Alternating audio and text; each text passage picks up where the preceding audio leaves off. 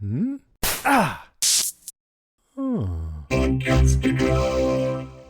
You guys are being unwilling to entertain where your perception might have been if you did not know anything about this movie. And you were like, oh, it's a made-up world. We enter on the train. I've never seen the train is a period, yes, but you knew what it was about. And you see the train coming into the world. I mean, which made it even more that I thought those people could be make-believe. Can you not cut people off while they talk to you? I did think Teddy was real, though. We're going to work on just sharing the conversation. Yeah, go ahead.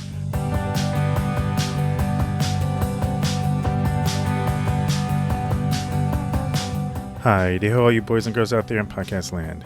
Welcome to Radio Film School, a radio documentary anthology series about filmmaking, cinema, and the pursuit of passion. Every week, we bring you personal, passionate, and sometimes provocative stories from filmmakers and artists all over the globe. Stories that would help you mature as an artist and find more fulfillment in your craft and your career. Today, we're looking at audience reception and your ability as a filmmaker to convey to your audience the message that you want them to receive. A large chunk of today's show is actually an excerpt from a brand new podcast we just launched called Wrestling with Westworld. It's our first TV companion podcast. It's hosted by me, Radio Film School regulars JD and Yolanda Cochran, and their longtime friend Edu Black. I should warn you up front that the excerpt we're playing from the podcast today contains discussions of a minor spoiler for the first episode of Westworld. It's not a major storyline spoiler or anything, and it's something that happens relatively early in the episode of the show, but it's a pretty cool reveal. So if you haven't yet watched episode 1 of Westworld and you plan to, keep that in mind. Remember, if you like what we're doing here in the podcast, please leave us a rating and a review in iTunes or whichever podcatcher you use. I would really appreciate it. With that, let's get on with the show.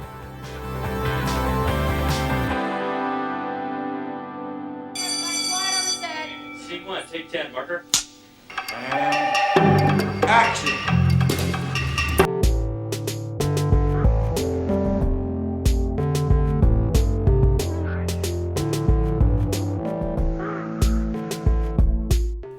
HBO has garnered a reputation for creating some of the most gripping, engaging, thrilling, and entertaining original television shows in the history of the medium. Shows like The Sopranos, Sex and the City, Veep, Silicon Valley, and of course, Game of Thrones. Their latest foray into original programming has all the internet abuzz, and it's a show HBO hopes will be the successor to Game of Thrones as the nation's must-watch, most talked about, and most illegally downloaded cinematic Sunday night pleasure. Well, they probably don't want to illegally download it, but you get what I mean. I've always been interested in having a TV companion podcast, but as I mentioned at the end of last episode's bonus preview, the timing just never seemed right. This, however, seemed like just the right time to do it. I had co-hosts willing and able to join me in the discussion. We were still at the beginning of the TV series, and there are only 10 episodes in the show in a season, so it seems doable to add to my already crazy schedule. So literally within a week of coming up with the insane idea to start it, we had our first episode up. The name of the show, Wrestling with Westworld. Now, naturally as filmmakers, much of our analysis of the show comes from that perspective. We're analyzing and discussing things like dialogue, stories, cinematography, etc. And in our very first episode, we had a great discussion about audience reception that I wanted to share with my listeners of Radio Film School. How do you as a filmmaker communicate the message that you want to get across in a way that is interesting and engages the audience, as opposed to verbal exposition which, unless you're Martin Scorsese, can be boring and not take full advantage of the medium? We're going to look at Westworld as well as Spike Lee's Do the Right Thing as two case studies. Be forewarned, the Spike Lee discussion has an excerpt from the film with a lot of profanity as well as racially charged epithets, if you get what I mean. My name is Ron Dawson, and this is Radio Film School's A Filmmaker's Journey.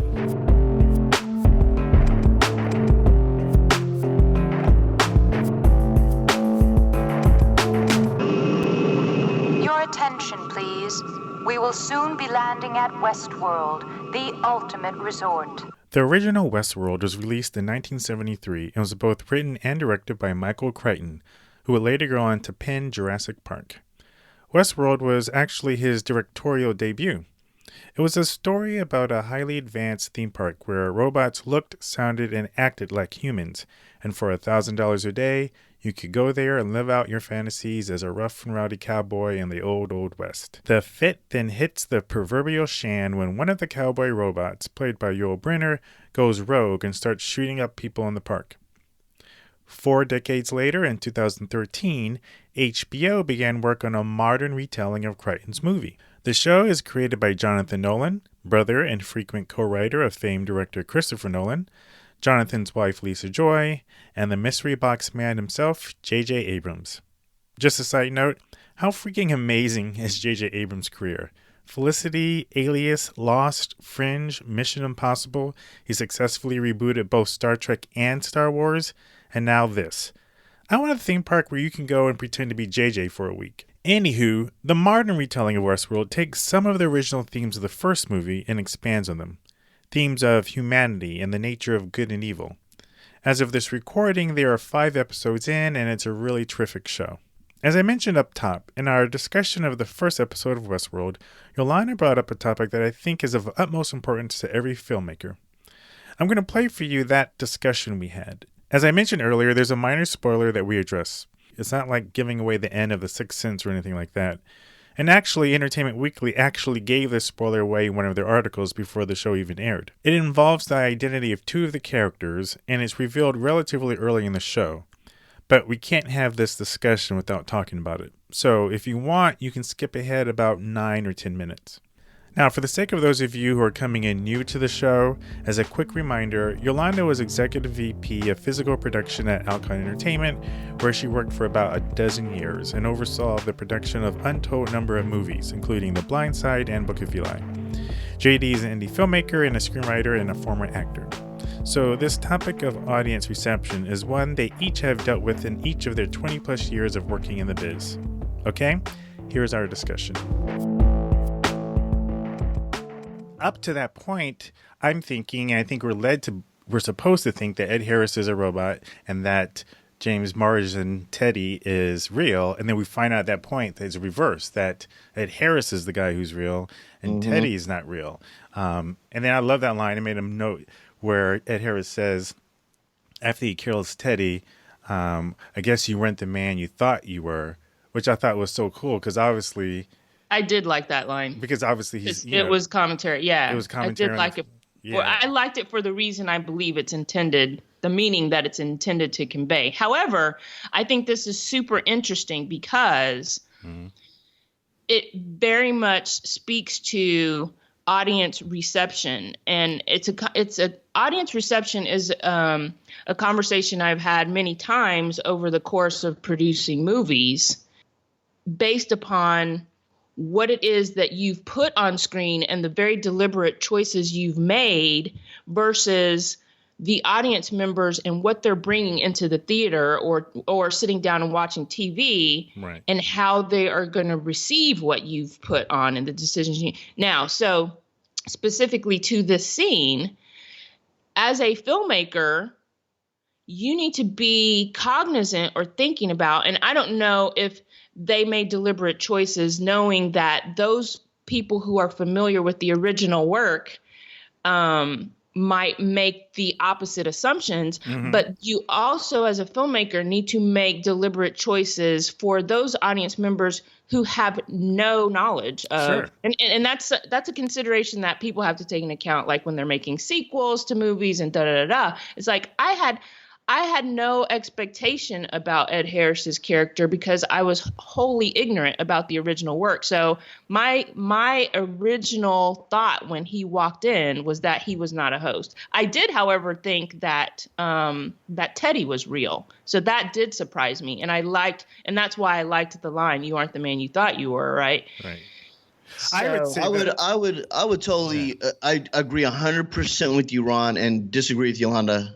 I didn't have that. I say I disagree, but I did not have her reaction. Me, because Teddy comes in on the train. It makes it seem like he's an outsider. We see him coming into the world, and then Ed Harris is already there. We don't see him coming in. So my natural assumption, and then also, so even if I didn't know the story, so everybody who didn't come in on the train that we saw is naturally a host. Is that what I said? Is that what I said? That's no. But what I'm saying is that you just said he was already there. Okay, but how many people that are hosts come in on the train? or that Right. aren't there in the town. That's my point. Right. It's like everybody that's in most of the. My assumption was anybody on the train or in the town could be We all understand, right? We all understand that. But why would you have that? What I'm saying, but why would you just? I mean, I'm just saying. Because I don't know anything about the stuff, and I know it's about a my assumption was, okay, this is a made-up world. So when we open on the train, me being ignorant of the first work, when we open on the train, I'm thinking the train is make-believe. Yeah, but it's a common trope. So the people on the train could be make-believe. Yeah, but I would say it's a common trope in movies that, I mean, you know the premise of the movie is that people come to this world for... Right. You guys didn't know that premise. You didn't know that premise. You didn't know that premise. You didn't know that. You didn't know that premise. Westworld for like Fantasy Island. Oh yes. Okay, well that's what we're saying. Right. Well, so I'm thinking it had like that Fantasy the train Island vibe. was part of Oh, fantasy. okay. I agree with JD. I think the train is like the seaplane from Fantasy Island. Like this is how. Because you guys are getting train. lost. You guys are being unwilling to entertain where your perception might have been if you did not know anything about this movie, and you were like, "Oh, it's a made-up world." We enter on the train. I've never seen the train. The train is a period, yes, but you knew what it was about. I didn't know what it was about. Vaguely from a blurb. Listen, I'm looking at a train. From a TV guide paragraph. I'm looking at a train. I'm looking at a train. And a poster. Like, what am I like? But still, I'm looking at a train that's obviously, it's a period. It's a period. The train is period. So people are talking. I don't know. The train to me looked like it was also could be make believe. Okay. Like I don't know when the real world and the make believe world. But I would say this. I would say this though. There was a very Fantasy Island-esque type vibe to it, where the people are actually looking at down on the world on that big 3D mock-up that they have, that big table. And you see the train coming in to the world. I mean, the way they're... Which made it even more that I thought those people could be make-believe. Can you not cut people off while they talk? I did think Teddy was real, though. We're going to work on just sharing the conversation. Yeah, go ahead. Did we mention that you guys are married? No, we didn't. Yeah. They probably figured that out by presently, we're married. Right. Yes, at this moment, we're married. By the end of the season, who knows? Yeah. Anyway, go ahead. But no, I'm just saying, like, she was commenting on how she was kind of lost or didn't get it. But for me, I felt that the filmmakers did all the right cues. I think without beating you over the head of what was going on, they gave you enough. And, where you see the train coming in, they're staring at everything, they're monitoring what's going on. And then you come into this town. And for me, with the very little knowledge I had about this project, I got a sense that Teddy was the way they presented it is that he was a tourist, right? A guest coming into this town, and Yolanda got that as well. Yes. And then for the fact that this guy who seems Ed Harris's character, who's all over this place and running, going to all these, he's showing up, No, I'm talking about the moment we saw him. That would be called the cutoff. I'm talking about the very moment we first see him. Right, when he shows up to the farm at night. Yes. He just did. Well, here's the thing. Here's another thing I'll say. Is that the first time we see him? Yes. I believe so, yeah. He walks out from behind the tree. Here's another great aspect I think the filmmakers took. When Teddy comes into the town, he almost has this bewilderment about him. He comes in, he sees this beautiful girl, and it's like the first time he's ever seen her. Right. Of course, later we realize that this is a repeating cycle or whatever. But for him, he could be a tourist. That's why it sells us as a tourist. Yeah. But then when we see Ed Harris's character, it's like this guy has intimate knowledge. It's like he's got the house staked out. He knows the patterns of these people. I mean, you just get a sense from his actions and dialogue that he knows this world really well. Right. Which I'm not saying doesn't preclude him from being a tourist. But what I am saying is that also furthers leading you down the road in the first episode of thinking that, oh, this guy's an android. He's a host. He's not a tourist. Right. So, I read that hook, line, and sinker, and then which made that scene so interesting. It's like, oh, shit, what's going on here? I think the other thing that the filmmakers do to tip a hat to the fact that Teddy's probably a person and not a host is when Tandy Newton's character Maeve approaches him. you have that sense of, okay, she's one of the one of the robots that's supposed to, service the tourist, and he spurns her. But so for me, it was a head trip when the reveal when we find out that Teddy's actually a host, and right, true, totally, and especially like you said, Ron, like Ed Harris is dressed all in black, looks like the Yul Brynner character. So I was, and in the original, that guy was the android, and he was that, he was the. But I also, when we get into philosophical, that brings up another very interesting point, I think, about the show and on a different tack that they take with it. Yeah.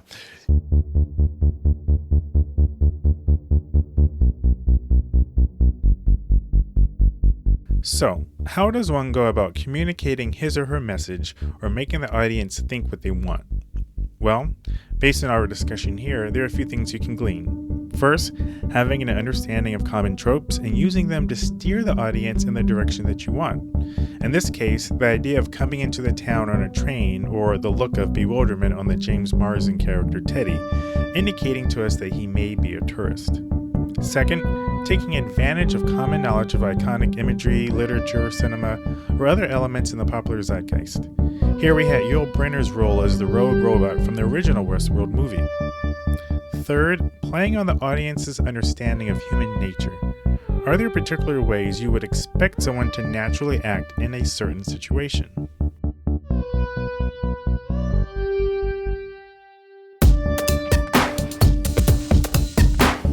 Now, unfortunately, it's not always that simple. Sometimes you're dealing with a more nuanced situation. One where maybe there could be two or more legitimate ways of interpreting the story.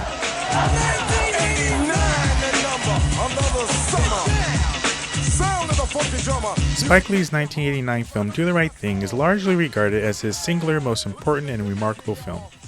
It's on many critics and film historian lists as one of the top 100 films of all time. It tells the story of a day in the life of a Brooklyn neighborhood on the hottest day of the year. As the day progresses, we see and hear interactions of African Americans, Latinos, Koreans, Italians, cops, kids, grandpappies, and grandmommies, the whole 9 yards. Undoubtedly, the most charged scene in the movie is a riot that happens at the end. I remember the minor hysteria caused in the media during the time when the movie was released, with people fearing that the movie would elicit real race riots in theaters. At the center of this heated scene are Sal, played by Danny Aiello, Buggin' Out, played by young Giancarlo Esposito, of Breaking Bad fame, and Radio Raheem, played by Bill Nunn. The original inciting incident for the film happened earlier when Buggin' Out started campaigning the neighborhood to boycott Sal's famous pizzeria, where much of the action in the film takes place, because, as Buggin' Out put it, he wanted to see some more brothers up on the wall. Hey, Sal, how come you got no brothers up on the wall here? You want brothers on the wall? Get your own place. You can do what you want to do. You can put your brothers and uncles and nieces and nephews, your stepfather, stepmother, whoever you want, you see? But this is my pizzeria. American Italians on the wall only. Yeah, that might be fine, Sal, but you own this. Rarely do I see any American Italians eating in here. All I see is black folks. So since we spend much money here, we do have some say. Look, you want to get your friend out of here?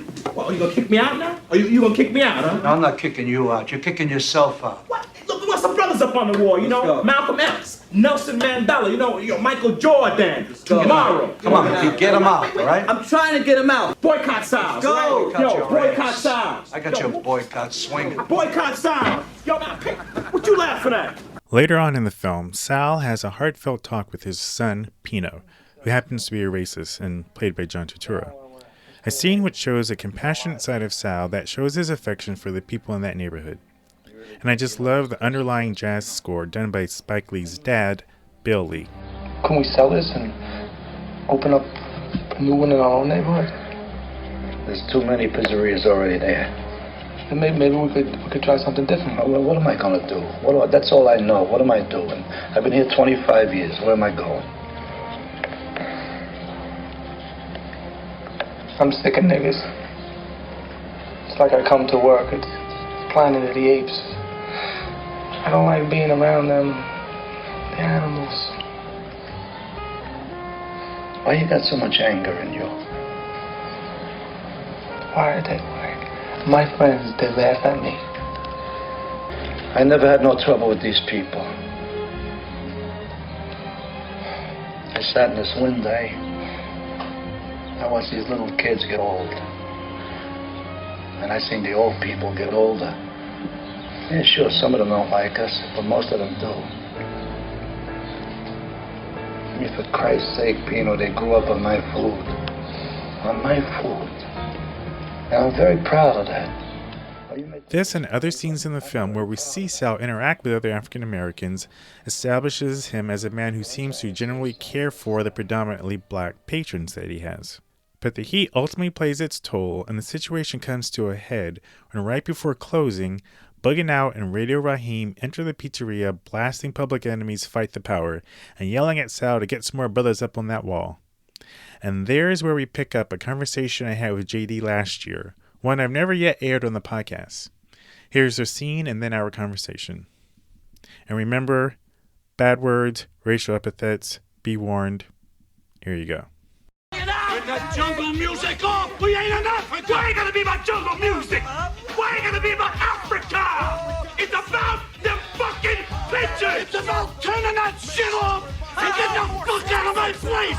I'll fucking tear your fucking nigger ass. We niggas now. We niggas now. I just killed your fucking radio. I don't think that Sal is necessarily a racist. No, neither do I. But Spike does. There's an article that I don't know, I came across. Spike was talking about how he thought Sal was a racist. And that really shocked me because I didn't think that Sal was a racist. Like, you got to be careful with the word racist because, like, Sure. to me, it's like, what is race? I mean, people have a hard time even defining race, technically.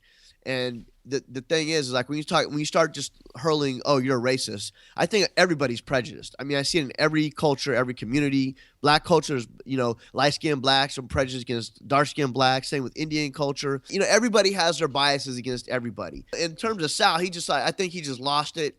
And, the prejudices that he harbored, because, came out against Radio Raheem because he's in there with the, a big-ass, boom box, turning up the music, right, and not listening to Sal. And that's, Sal's worked his life trying to build this, pizzeria.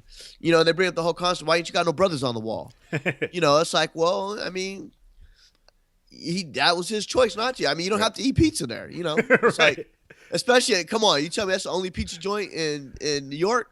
It's like you go somewhere else to get pizza if you don't like it. Let's say if Spike's message was to communicate that Sal is a racist, but 95% of the people don't see it that way. Of a storyteller or a filmmaker who's trying to communicate a message and the message that people get isn't what the filmmaker intended.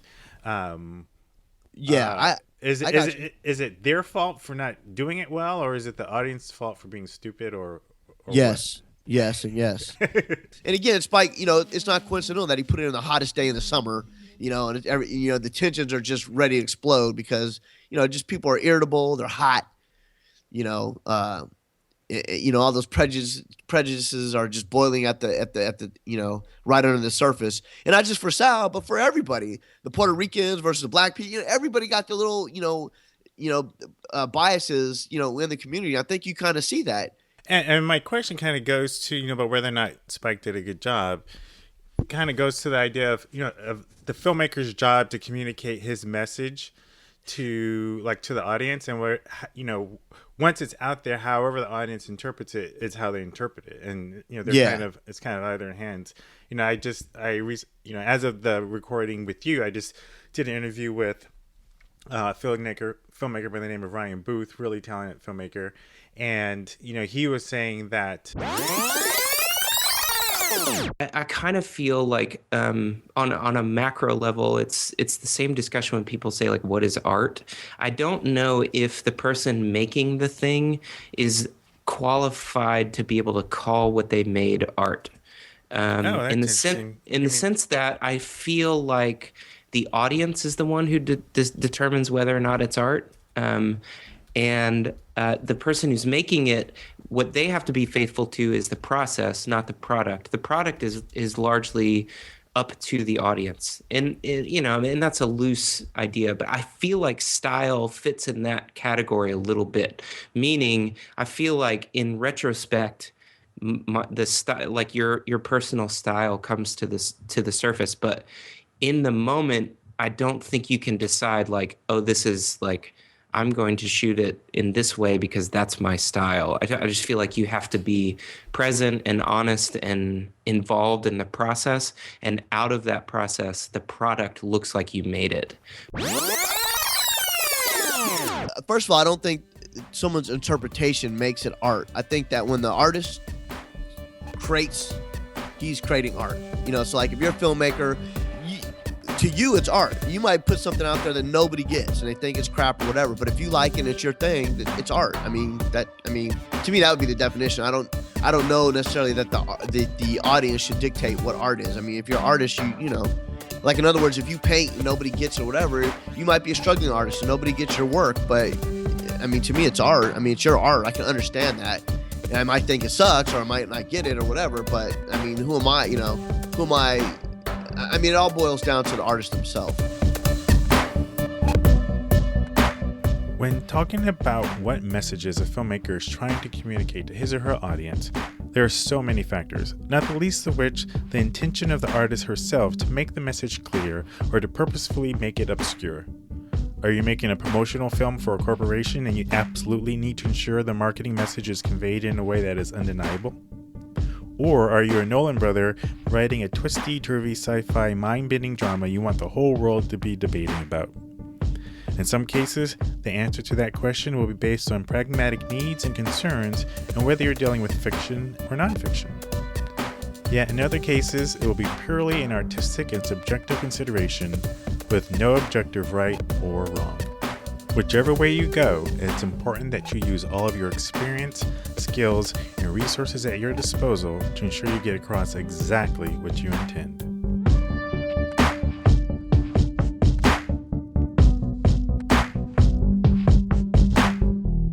Stay tuned after the credits to find out how you can join in our Westworld discussion. You got a gun, Paletti? Or will you use mine?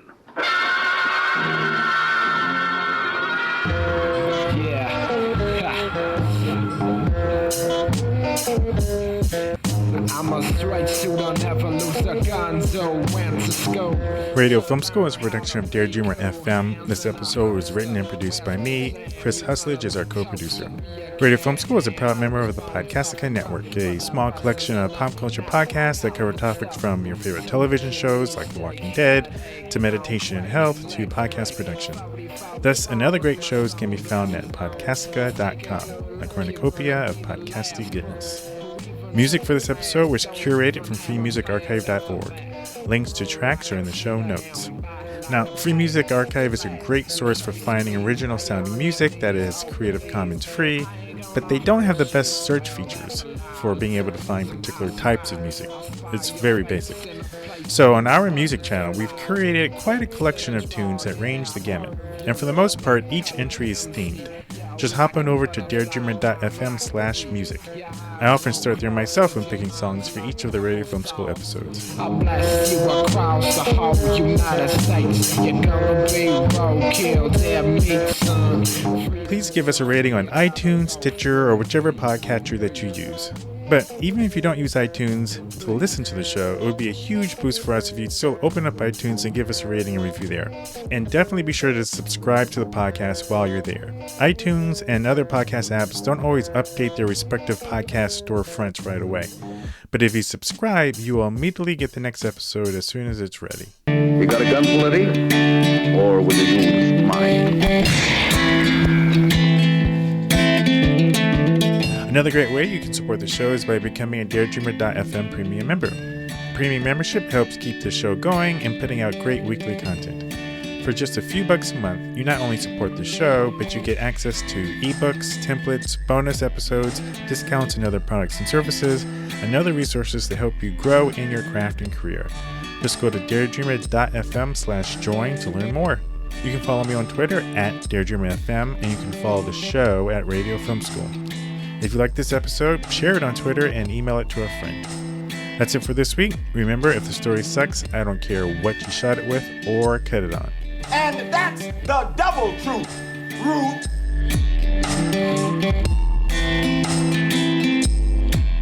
Hey, if you're a fan of HBO's Westworld, I want to invite you to check out the podcast. We've had a little clip here, so you had a little bit of a flavor of what it's like.